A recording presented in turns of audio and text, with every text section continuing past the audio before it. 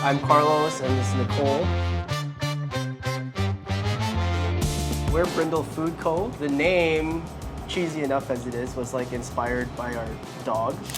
So our dog is a brindle coat, but like the idea of it is kind of interesting for us because Nicole's from Niagara. She's got Italian roots, Canadian roots, loves like farm fresh stuff. For me, I'm Filipino, born in the Philippines, immigrated to New York, and then grew up in Scarborough. We're trained so differently. I've trained in Japanese, French, Italian. Nicole's trained in like classical French. It's two things, it's like a black color, brown color, but like two things combined, it creates like something unique. You don't just call them black, brown, you call them brindles. We always try to keep like traditional techniques in what we do and then play around with flavors and put our own little spin on things. Yeah, like for example, like today it's jerk chicken sandwiches, and I don't know, like no one's like, I'm not Jamaican or anything. I grew up in Scarborough, but I grew up in a West Indian like neighborhood, so it's kind of one of those things that kind of came to us. But like when we left the city, it wasn't really a thing. And I'm like, oh, you guys don't have jerk chicken here? You guys don't know what pepper sauce is? Like, what's a cocoa bun? And I'm like, oh man, okay, maybe it is weird, right? So it's kind of one of those things that we've come to accept and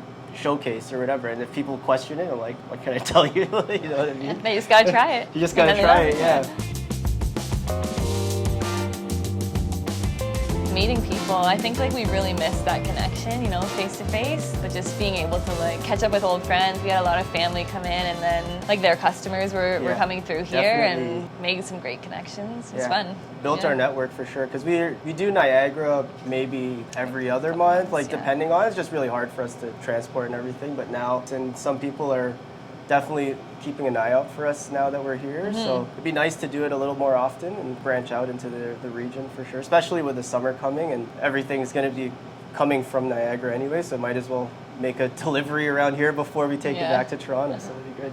I actually worked with Cait and Jess at Wellington Court. They were the chefs there, so I came on board and then we just hit it off, became friends. But we love how they support all local small businesses, and it just, it's really great. So it was awesome for us to be like a part of it. Everything kind of came up through the pandemic for this, like just like how Bushel and Peck kind of started and stuff, and like all going through it in different ways. Well, like even just talking with Jess, I'm like, oh man, glad someone else feels the same way that I've kind of gone through the same thing, but never really openly spoke about it. And it was kind of ensuring that, okay, it's not just me, like everyone kind of starting a business starts and kind of goes through the ups and downs, and like we're not alone, so that's great.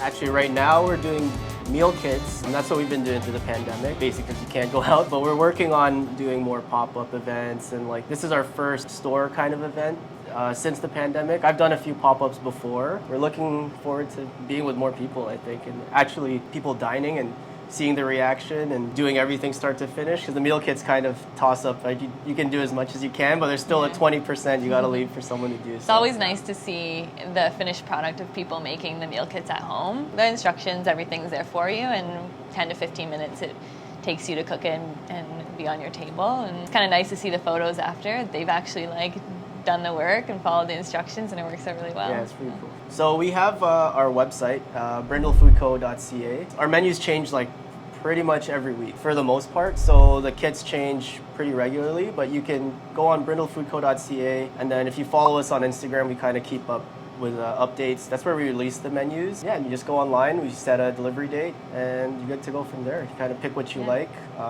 We do pastries. Nicole does pastries. I do all the other savory stuff, mostly pasta and noodles. Kind of got a mixed bag of things that we kind of do. I guess that's where like Brindle kind of comes from, so. Yeah. Thank you for watching the video. Make sure to like and subscribe.